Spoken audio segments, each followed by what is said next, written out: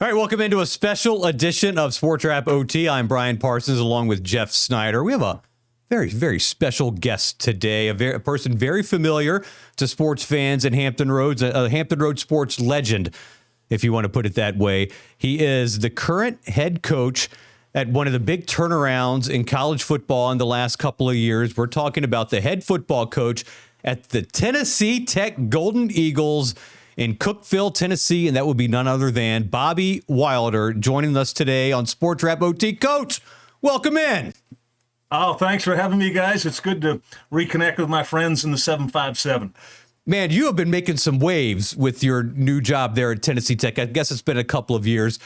Taking over a program that was kind of on hard times, right? Would that be fair to say?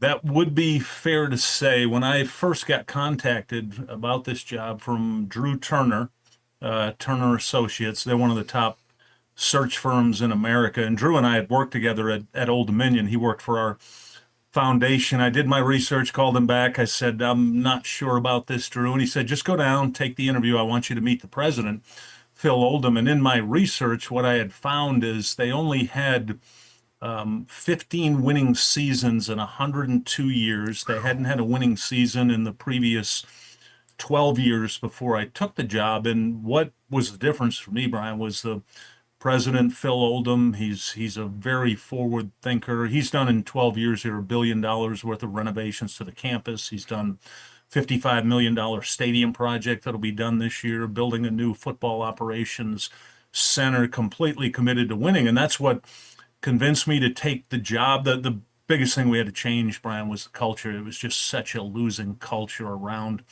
football. We had modest success in 24. My first year, we were 7-5, 6-2 in the league, tied for the conference championship. And then this year, we went 11-2, won the league, and made it to the playoffs. So we've won back-to-back league championships, and I feel like we've got this program in a position now where we can consistently compete for conference championships and hopefully this year compete for a national championship. Now, a program record 15-game winning streak that from 24 to 25.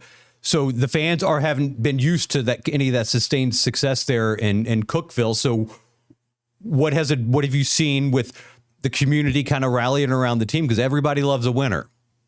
They do, and these fans, I'll give them a lot of credit. Even through the losing, they hung in there. The one great thing about coaching in the South, especially where we're located, we're in Southeastern Conference territory. Vanderbilt's an hour west of us. Knoxville and the University of Tennessee is an hour east. This is football country. For about 9 months out of the year, it's faith, family, football. The other 3 months, it's football, family, faith.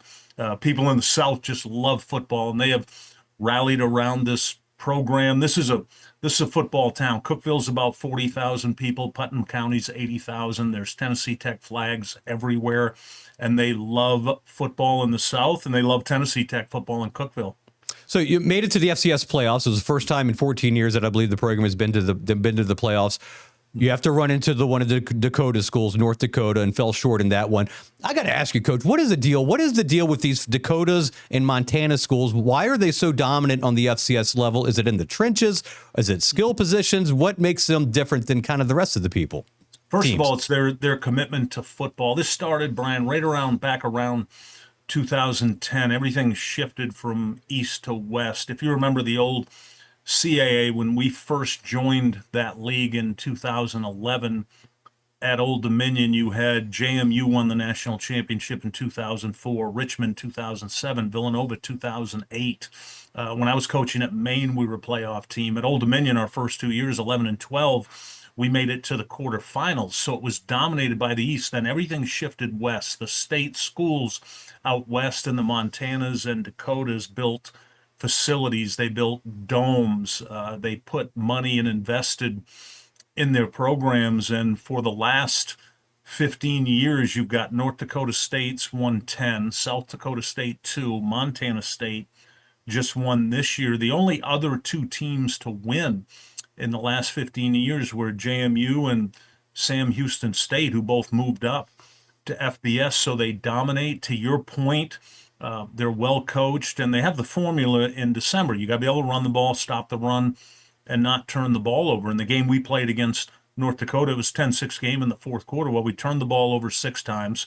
We ran the ball for 24 yards. We gave up 200 yards rushing. So we got a front row seat, look behind the curtain of what we have to get better at to compete with those schools. And that's the goal. We want to become the Dakotas, the Montanas of the East. That's the goal at Tennessee Tech. On my wall behind me, I've got a chart that studies all those schools, height, weight, their statistics, what they emphasize, what they're due. So we're currently in our third phase. This is our third recruiting class of building a team that can compete with the Montanas and the Dakotas.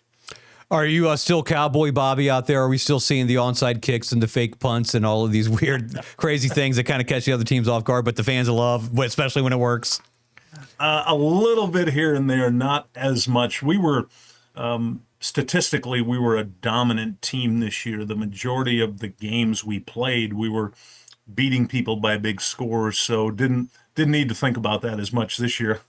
So, do you have? Am I getting this name right? Vespera, is that the quarterback's name?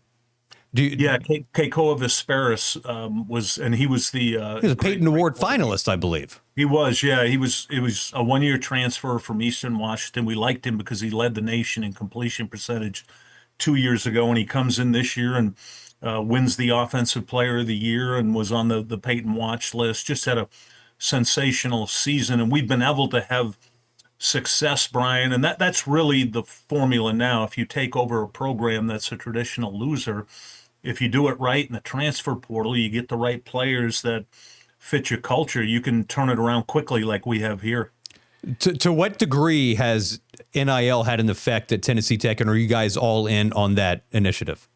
All in, fully embraced it. That first meeting I had with the president, and I shared the blueprint for success, not unlike what we did at Old Dominion when we first got there. We didn't have NIL, but we did it with facilities, fan base, presenting a future for what the players could be. And now what I learned, Brian, after Old Dominion asked me to leave in 19 and I was out of it for 4 years, 20 is when the portal hit, and that's when NIL started. And I did a tremendous amount of research with friends that I have that were head coaches at P4 schools, other FBS, FCS, what they liked, what they didn't like. And what I kept hearing from the majority of them is they didn't like it because they didn't like the time they had to commit to raising money for NIL. And I thought, okay, that's my opening. That's my sweet spot. I can do this. I can raise enough money to build a program, build up the NIL that we need to compete for the top players in America. And now we're currently right now, we're in the last 5 days of this portal cycle, and we currently have the number one ranked portal class in FCS in America. And we've done it because we've got the funding. The president allowed me to build a staff, a recruiting department. I have a general manager. I have 15 people total in my recruiting department. So we act more like a P4 program. From that regard, I presented to the president the importance of that, getting top players in America. When I got hired, Brian, there were 14 total people on the staff. We now have 35 people between our scouting department, operations, full-time coaches, analysts, strength and conditioning, all the vital aspects of people that we needed in the department, and the president invested in that, and that's why we're having the success. We've embraced the NIL and the transfer portal, and it's working for us. And I guess one of the deals with having to commit to the NIL and all the facility upgrades and everything, and the extra employees, I guess you have to take those bye games, right? You have to do the Kentucky game. I think Mississippi State are they on your schedule in 2026? Is that correct? Yeah, they are. That was Brian, that was the previous athletic director, the model that he had put in place. So for example, it wasn't a model set on competing for national championships. If you noticed the Kentucky game last year, well, we're in a 15-game winning streak and we have to go play a game for $500,000 for money. And this year it's our 12th game at Mississippi State. This is the last time we'll do this because the president, the athletic director, the new athletic director, myself, we're all of the same mindset. If we're going to act like North Dakota State and Montana State, then we need to set a scheduling model like they do. So in the future, what we'll do is instead of playing those bye games where you go play the SEC and you're not going to win and you're probably going to lose some players, we're going to start playing the top teams in America. We're going to start doing home and home with North Dakota State, Montana State, have marquee games at the start of the season that sell out our stadium, that get national interest. That's the model that we're heading to. So this game this year with Mississippi State is the last bye game or money game that we'll play.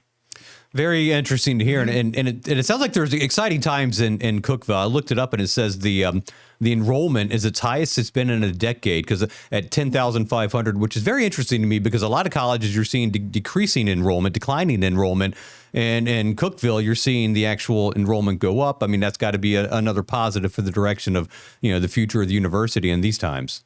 Yeah, that's a great point, Brian. The president here, President Oldham's very sharp. He did his homework on me when I was interviewing, and he asked a lot of really good questions about when we first started at Old Dominion and the enrollment went up. And his previous job, he was at Mississippi State in a leadership role, and he saw what football did for enrollment for the university. And if you read any of the articles with his quotes, he talks about football as the front porch to the mansion.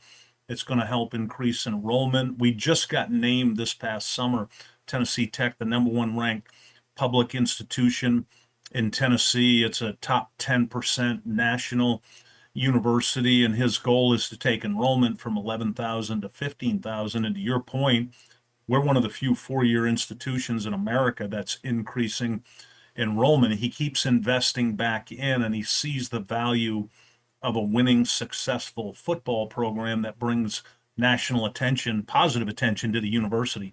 And the students have to love seeing this. Let's go over some of these these scores from last year: 65-0, 45-17, 72-14.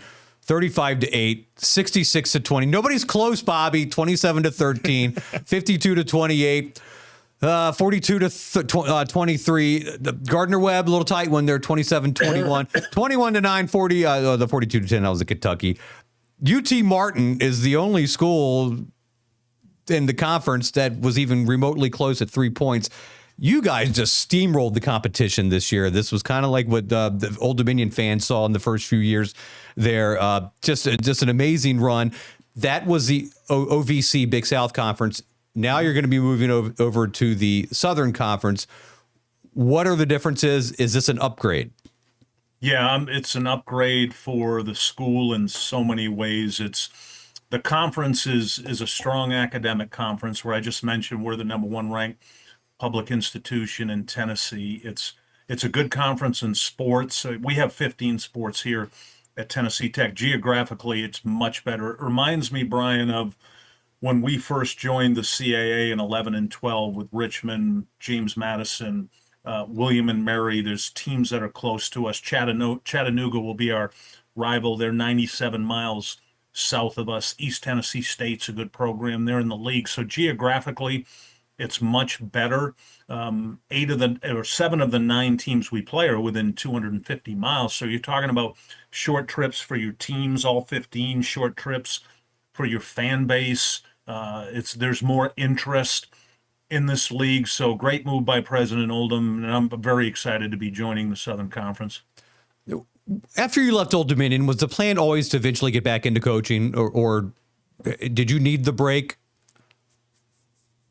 Yeah, I wanted to get back in. If you guys remember when Old Dominion asked me to leave in December of 19, and then all of a sudden in March of 20, COVID hits, and everything went south. There were people that, Old Dominion didn't play football in 20. A lot of schools had abbreviated schedules. Some schools played spring football, so it was really hard to get a head coaching job. I had a number of offers to be an assistant coach.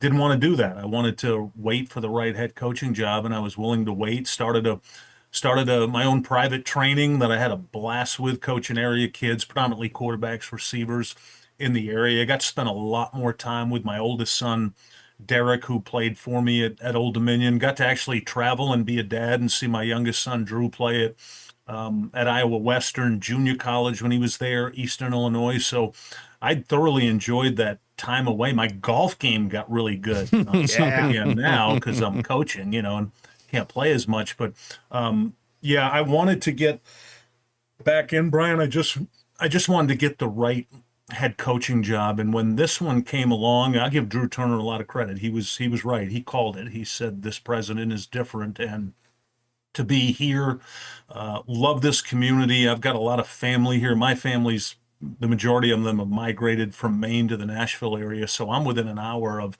the majority of my family. It's a great place to live, to work. Everything about it is just phenomenal. Could not be happier than being the head coach at Tennessee Tech. Stadium upgrades, is that, or like a stadium expansion? I saw some pictures of a lot of money being dumped into the stadium and kind of making that look a little nicer than it has in the past. And I'm sure you've been a big part of that and influential in that happening. What are we going to look for in that? Yeah, similar to what you saw at Old Dominion in right after 2018 when Steve Ballard did that tear down rebuild in 11 months. It's been an amazing project. It's the east side of the stadium stays the same. The west side of the stadium is brand new with brand new locker room for the players, coaches, player lounge on the first floor. Then it's all premium seating. It's similar to what you see at Old Dominion on the home side. It'll be similar to that with press box, luxury suites, all of those things. And the plan is within 2 years, a football operations center in one end zone, similar to Old Dominion where they have the player locker room and those end zone suites. It'll be similar to that. And then the president's building a student union in the other end zone. So it'll be closed in within 3 years, and it'll be one of the top FCS stadiums in the country. So a complete teardown on one side. Very, very impressive. The teardown rebuild. You guys know that. That's right. So this is an interesting time in the world of college football with the transfer portal, with the rev share, with these petitions for extra years of eligibility, and a lot of them are granted. It used to be players were trying to get out of college football as soon as possible to try to test their waters in the NFL. Now guys, because of the money, seem to be sticking around longer. More players seem to be getting opportunities at different levels. For example, this made the news yesterday on Twitter. It was pretty funny.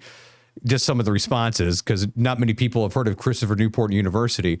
Well, its quarterback, Connor Berry, is transferring to Penn State. And a Division III player to get an opportunity, whether he's going to be a backup or not at a Power 4 school, that would have been unheard of years ago. But it seems to be coaches are looking for players that, okay, you took a lot of snaps even at the D2 level for 2 years. Now you've grown, you've gotten knowledge, you've gotten muscle. We want to give you a chance at this higher level because you're a football player.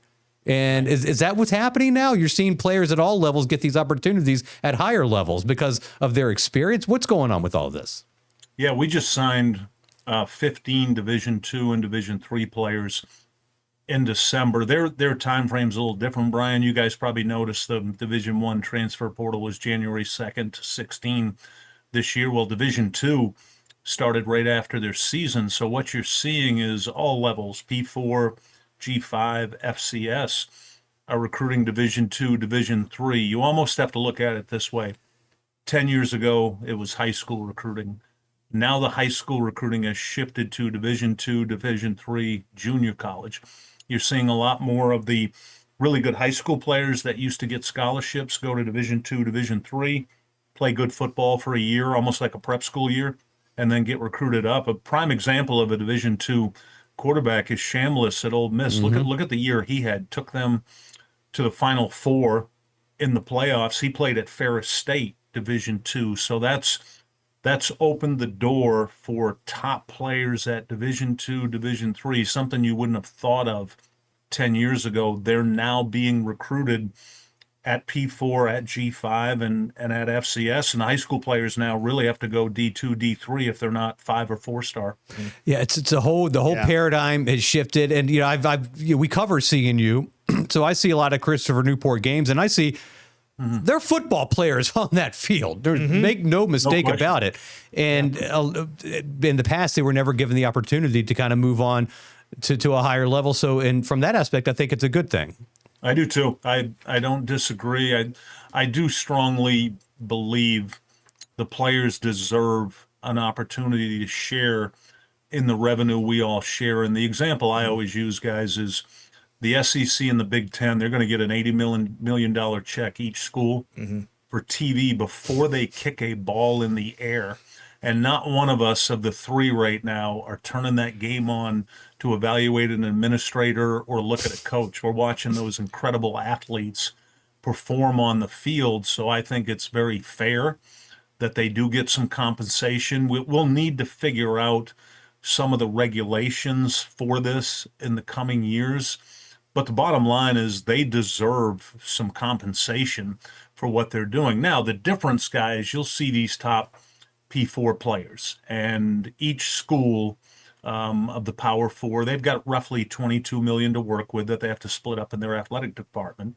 That's from the revenue share. Then you've got your NIL deals. So Brian Parsons, the top quarterback, he gets his piece from the university. Well, then Brian Parsons can do commercials. Look at Arch Manning. He can make money from name, image, and likeness on something else he does. So these players get their compensation from the university, and they also have the opportunity to earn in other avenues. Now, that takes their time, their commitment, their employees. So they've got to do it. And you don't see that as much, guys, at the FCS level. Our players aren't making millions of dollars. Our players might be making an additional $500 to $1,000 a month. They're putting gas in their car, taking their girlfriend out to eat, maybe buying an airline ticket home or for their parents to come. They're not getting rich at the FCS level, but the guys at P4 that are on national TV every week, they deserve a piece of the pie. Now, when you recruit, how do I put this? If you recruit a player and this player, you really want him, and this player says, hey, coach, my ultimate goal is actually to play in Knoxville. Do you say, well, if you come play for me for a couple of years, I can get you to Knoxville? Is that a pitch now? Absolutely. Yeah. I say this to my players. I met with them, what was it, December 1st. We got knocked out of the playoffs November 29th. So a couple of days later, I met with them and went through our rules of engagement of the transfer portal, where as long as you're transparent, you can go in. If you're an elite player, you'll have the opportunity to come back. You'll get your scholarship. You'll miss out on the revenue share in the spring. That's part of the deal for you going shopping. But I'm very transparent with them that they can go in, they can go up. We had a player 2 years ago, Dan Rickert, was Defense Player of the Year, played at Virginia this year. Defensive end, had 6 or 8 sacks, had a great year. He got a major compensation package. He was in my office telling me about it. I said, Dan, I love you, buddy. I want you to stay, but you got to go. You got to go. And what I tell my players, guys, it always makes them laugh, but it's true. I say, look, if Tennessee calls me tomorrow and offers me $8 million a year to coach, what do you think I'm going to do? They'll kind of look at each other and they go, "You going to leave?" I said, "Damn right, I'm out." So, if you have that opportunity to help your family out, to play on a national stage, potentially get closer to the dream of the NFL, by all means, we're going to support it. Now, unfortunately, guys, on the other side of that, there's a lot of what we call one-off agents that aren't from national reputable companies that get in these players' heads and say, "Hey, you need to go chase the bag." And they go in the portal. 10,000 kids went in the portal. Only 2,000 have found a home right now. And now these kids, a lot of them don't have a home to go back to. We've got examples of a couple players that were good players for us last year. And while they were out looking for another school, we found their replacements. So couldn't take them back on a scholarship, even if I wanted to. So unfortunately, there's too much of that right now. We've got to find a way to regulate the agent market. If you just look at the Major League Sports franchises, all those agents are regulated, they're contracted, they have to follow the bylaws of the league. And, we're probably a couple years away from doing that. Unfortunately, a lot of kids are getting these one-off agents that are telling them, "Yeah, you're going to get $250,000. They go in the portal and there's nothing. Shady. Yeah. So when you're recruiting nowadays, we kind of hit on this a little bit, but I feel like you mentioned, you're probably not going to get a 5-star, you're not going to get a 4-star, but I feel like you and even at a national level, Coach Signetti pretty much did this. Are you valuing production over potential now? 100%. It's the first thing we look at. We do rep counts at schools that they previously played at. Did they play? How much did they play? Not only offense or defense. Were they involved in special teams? I won't talk to a player until we've looked at their transferable credits. Can they get in school? Are they going to lose a year by transferring to us? I won't take them if that's the case. I'll tell them, look, you need to stay. I'm not going to take you and have you lose a year of college just to go from school X to us. So we look at all of that. We do research on who they are as a person. I won't let our coaches recruit somebody until we've called that previous school, talk to the position coach or somebody at that school to get a character reference. Because the number one thing that I've instilled in our program and our coaches when we recruit is a player has to fit our culture. Our culture is very team oriented. It's oriented towards developing them as a person, making sure they graduate and get their degree. We've had the 2 highest GPAs back to back in 54 years of Tennessee Tech football. We've been at a 3.1 GPA in back to back years. So they have to want to do well academically. They don't go to class. They pull their pads. They don't play.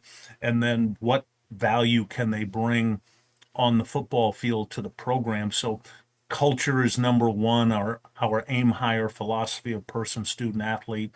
That's number 2. And then once they get past those check marks, then it's productivity. Now we took a guy last year, Brian Courtney, was an all-conference tight end for us. He came from Florida State, had been there 4 years, had redshirted, played in 39 games, 38 of them just on special teams. Well, he played 140 snaps 2 years ago. So that type of player, we knew his background, we knew his personality, his high school, and we thought, okay, he hasn't played a lot at tight end at Florida State. He played a lot of special teams and played in every game, so he traveled. So we'll take a flyer sometimes on somebody like that, and Brian Courtney worked out, first team all-conference, one of our best players, but it primarily comes down to their productivity and their attitude, very similar to what you've heard from Coach Signetti in Indiana. And what a tightrope you're walking with all of this, man. Snyder, roll 2 for us here. Yeah, sure. We got something here for you to see, Coach. What goes through your mind when you see this? This would be September 5th, 2009. Does that date ring a bell? Juwan came to town. This is the first play in Old Dominion football history. Cowart with the opening kickoff return. I think he got this out near midfield. We thought he was going to bust it. Yeah. Close so. And then here comes the first. Hey, now about 5 minutes before that, guys, we ran out the tunnel, and I was so excited nobody fell down. It was a benchmark moment. And touchdown. do you remember this? Thomas DeMarco, Markwell Thomas. Oh, beautiful. First touchdown in Old Dominion football history. Oh, God, there's Bruce Stewart, John Broderick slapping high fives in the end zone. And that's it was God, what an awesome memory. And I'm looking at all those players on there. A lot of them I'm still in touch with. There's Ron Whitcomb, quarterback coach. He's at Buffalo now. God, what a just awesome memory, unbelievable day. You know, the sellout, the crowd. They estimated about 50,000 people on campus, 20,000 in the stadium. Just remarkable. Look what we have here. Look what we have here. Brandon Carr, Indian River High School. And we're going to talk about that. There's another one. And here comes the Gatorade bath, Bobby. It was warm. Tommy Rapier set me up. Tommy Rapier. I'm calling him right after this. He set me up. It's so pretty cool. So Brandon Carr is Robbie Duncan. There he is. Duncan. Is the head coach at Indian River. Robbie Duncan is the head coach at Nansman Suffolk Academy. Did you know that? Yeah. Oh yeah, I'm still in touch with both. Both of them speak so highly of you. It's I love those guys. Very formative years for those men, and they're very successful. Robbie's still kind of getting things started at Nansman Suffolk, but Brandon Carr, man, is knocking on the door of his state title. You know, just Maury's always kind of in the way. You know, teams like that. But there it is. I'm so proud of those guys. I'm so happy for them. Like I said, I'm still in touch with them, and just so happy for them and what they've done, and could not be happier that they're coaching. It's really good for young people. A Bobby Water coaching tree is forming. How about that? Man, oh man, yeah, that's pretty awesome. And thanks for taking me down memory lane there. That was pretty cool. We got more. Number 3. Yeah. This was one of the big games. Do you remember what game this is? Can you just tell by looking at this? JMU 2011. Yes, it is. Mm-hmm. And oh God, yeah, what a game! That thing turned into a rival quickly. Dan, We almost got in a brawl before the game. before the game. Unbelievable. Yeah, look at me. I'm looking at my players. They're running down to JMU. You're like, don't boy. do anything stupid. And Heineke was amazing in this game. Touchdown. Oh God, yeah. Heineke, Larry Pinkard. We had 8 receivers. 2012. That year he won the Peyton. This is 11. This play here. Look at this play. And this is kind of like Caleb Williams. Very much Caleb Williams. That's one of those, oh no, oh no, oh no. Oh yes. Oh, But the thing is, what you taught me on that Heineke throw was, I'm thinking Heineke's just throwing it up. You're like, no. He's throwing to a spot. He's throwing to the back of the end zone. If it does get intercepted, whatever. I think it was 4th down anyway. So he hit his spot. And Caleb was going for a spot. That spot, right? Yeah. So. Well, when you mentioned earlier, Brian, am I still doing some of the unconventional stuff I did at Old Dominion? Taylor Heineke's a big reason why I did a lot of unconventional stuff. Went for it on 4th down in our own end. A lot of Taylor Heineke. and then this sealed the game right here, a blocked field goal. Craig Wilkins. Oh God, Craig Wilkins. What a story he was. Was he one of the Northeastern Hofstra guys, or was he one of your? No, he was a high school recruit. Okay. He was out of DC. Yeah, he was one of our first high school class recruits who turned out to be a phenomenal player. I think he had a cup of coffee with the Seahawks. I mean, he was a borderline NFL guy. God, that first high school class was pretty amazing. I'm thinking Mayo and Cameron, Ronnie Cameron. Yes, you're right. The guys Mayo, from Cameron. Yeah, they were the Hofstra guys who were so impactful. Taylor Heineke, what did he mean to the program? And boy, aren't you glad it was the time it was, because you would not have been able to keep him for 4 years, 0% chance.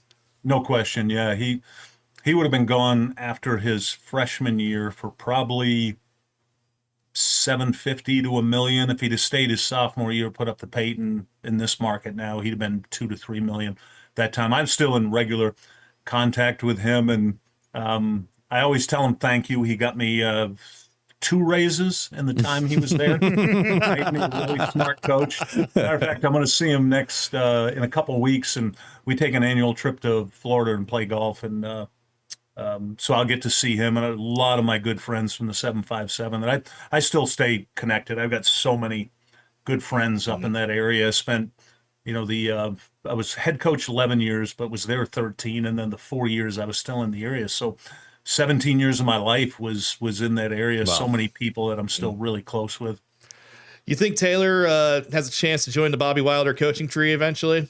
I asked him if he wanted to coach, and he's not interested at this point. He's just now deciding it's probably going to be it for him. He's probably not going to play. He got, after the Chargers released him, at least 6 teams reached out to him, but it was primarily a backup role, practice squad, chance to come up. It was all on teams that weren't doing well. And, he's over 10 years, he's taken a physical beating, did a great job with his money, invested it, saved it. So he's in a little bit of a transition period at age 32. Wouldn't we all like to be doing that at age 32 as a millionaire? Yeah. I wish I would have made $20 million by age 32. Unfortunately, that didn't happen. Unfortunately, we work here, Brian. So number 4, Jeff. So Heineke, of course, provided one of the great moments, really in the Commonwealth of Virginia sports history. Oh, God. I mean, What in the world? What an amazing game. We've seen him do this play multiple times in the National Football League, but we saw him do it first at Foreman Field against New Hampshire in a game, but 64-61. How down were you at halftime? What was the score at halftime? It was 47-24. Went into Taylor and said, look, we're going to go as fast as we can. We're going to throw it every time in the second half. We threw it 55 times in the second half. He was 55 for 79 for 730 yards in this game, which set the national record. The next year, Mahomes broke it at 745. I think it was 21 or 22 they played when it was with the Commanders, and he and Patrick were talking about it before the game. They were joking about the fact that had happened. Just an incredible moment. I'll never forget this, guys. Great question. Bob Molinaro. You remember Bob? Oh, yes. So we're in the press conference after the game, and I'm all excited. We won. I still got the emotion. He said, "Coach, can you speak to the defense today?" I was like, "Oh God, come on, Bob. Let me Give at me least have a this." cold beer before you crush me with the defense." Yeah. That was that moment, and the fact, Brian. I don't know if you remember this. A lot of people left the game, and then they were coming back. Yeah. Well, this is after they'd come back. Yeah, we were getting blown out 47-24 at the half. And this game actually made us, I think we were 3-0 at this time. And then we went and beat Richmond. We were 4-0, came home, played Villanova. Man. We were number 4 in the nation, had a shot to get to number 1 because 1, 2, and 3 lost and just got our butts beat by Villanova. That was the only regular season game we lost. We ended up 11-2 that year, lost to Georgia Southern in the playoffs, and there were about 10 NFL players in that Old Dominion Georgia Southern game. That might have been a more impressive game talent-wise than the 18 game when we beat Virginia Tech. That's how good both those teams were in 12, Old Dominion and Georgia Southern. And that kind of developed a little rivalry that kind of exists to this day, that triple option. I'm looking at the Southern Conference, though. VMI and the Citadel are in there, Coach. I hope you're getting your assignments down for that triple option. The bane of my existence. Back-to-back years, 11 and 12. Georgia Southern knocked us out both years with Jeff Monk, who's now the head coach at Army, who just could not handle the triple option. We were fine against everybody else that darn triple. You got a personal foul. Oh yeah, I don't want to put. Yeah, that's right, I did. Or unsportsmanlike. 15-yard penalty. That game was, Jeff. Brian? What game was that? That was 2011. Yeah, that was the Southern game in Statesboro. Yeah, we scored. Taylor scored to make it 55-48. We onside kicked and recovered it. And I was getting ready with the offense, getting them out, and then they said the ball didn't travel 10 yards, and I had an out-of-body experience. My only one ever in 15 years being a head coach. Hey, that happens. What do you think about this moment here? The Bahamas Bowl, 24-21, 2018, Eastern Michigan. Really good football game. God, there was so much strategy in that game. The game was close the entire way. We went on, I think, an 8-minute drive at the end of the game to be able to take a knee. Just for now, Ray Lowry, God almighty, what a good football. David Washington threw 31 touches, 7 picks that year. He was the number 2 rated passer efficiency quarterback in America that year. A guy that the year before, Brian, had caught 500 yards receiving as a receiver, and we moved him to quarterback because he was such a good quarterback in high school. That was so much fun coaching that team. We were picked at the bottom of the league. We ended up 7-1, tied with Western Kentucky. One of the great turnarounds that year and that team. What a joy they were to coach. A 10-3 team. And David Washington was so fun to watch. And you stated the numbers, and I would always tell people that asked me to describe David Washington. I would say, well, let's see. He didn't turn the ball over. He got first downs. He moved the chains, and he didn't lose. He was I think almost an underappreciated, underrated quarterback. But I guess when you're coming off the heels of Taylor Heineke, then it's it can be tough. But a great moment, the first bowl win, first. Hey, you know what I remember about that game, guys? After the game, right? We're doing this whole trophy ceremony with ESPN. Yeah. Eastern Michigan got out of there first, and they ate all the Popeyes chicken. Oh, come on. Didn't have anything to eat after the game. They took all the Popeyes. That's not cool. Number 6. Yeah, I got you. And this is one of the great upsets in the history of college football. Literally, if you go by the numbers, it was a 28.5 point spread. The cocky Hokies come into town, nationally ranked, and your offense just proceeded to put up the most offensive production ever against a Bud Foster defense ever. How about that? Yeah, Blake LaRussa kind of came out of nowhere. We had hidden an injury. He had a rib injury in camp, and we were trading him and Stevie Williams back and forth, and Blake finally got healthy, and they played all-man coverage in this game, and we just kept going up to Duhart and Fulgham. They had a combined 340 yards, 4 touchdowns between them. LaRussa threw for almost 500 yards in this game, which was incredible, and we just did enough to outlast them. We ended up 49-35, but I remember being down this entire game. We were down 28-21 going into the fourth, and we had a mindset in this game of like a heavyweight fight. Just hang in there. Just hang in until the fourth quarter. they'll get upset. They'll turn on each other. The fans will get behind us. And I think they had 3 personal fouls in the fourth quarter. They really lost composure in this game, and probably understandably so. You mentioned 28.5-point favorites. I think at the time that was the 7th largest point spread upset in the history of college football, and just an incredibly memorable moment for that year. How about this, guys? We were 1-6 when we went to Western Kentucky and played the only game in the college football history with 3 untimed downs. That was our only win, and then we had to go 3 untimed downs to get to 2-6. We were 4-8 that year, and that was kind of like the beginning of the end, unfortunately. Obviously, you've seen the Scott Van Pelt one big thing on the Western Kentucky. Cool. It's so great. I remember I was at a concert because that was a road game, and I remember looking at the score on my phone, and I couldn't wrap my head around what was happening. I'm doing the math. It's like none of this even makes sense how they could have won, but just an amazing moment. Hey, that's Keon White. Keon White, yeah. Jeff played of 49ers this year. He's a defensive end, yeah, or a tight end. Yep. Back then, tight right? That year, you're right. Yeah, he was a tight end that year, Brian. We moved him the next year to defensive end and played so well he ended up in the portal at Georgia Tech, and now in the National Football League. Just what an amazing game that was, that Virginia Tech game. Oh, I love that. Look at the crowd. It's just incredible. Nobody left that game, I'll tell you that. And I remember you told us on the coach show, there you are with Derek, on the coaches show, you had told us that the goal of this game is just to keep it close. Like you were saying, maybe they will unravel. If it's close in the fourth quarter, then who knows, man? You know? Yep. And that was the whole plan. When you play those kind of games, that's what you're trying to do. Just hang around, see if you can get some turnovers, see if you can get some momentum. You're going to be overmatched in a game like that physically. I was so happy for Blake. Look at him. Everybody wants his picture now. Nobody knew who he was for the game. Everybody wants a picture of him. Yeah. Now he's immortalized. So looking back, 11-12, okay, you won a conference championship. I don't care what the CAA says. They may have changed their rules. I say you won a conference championship because you had the best record in the conference, not even a tie. You were an outright champion, but de facto champion, I guess.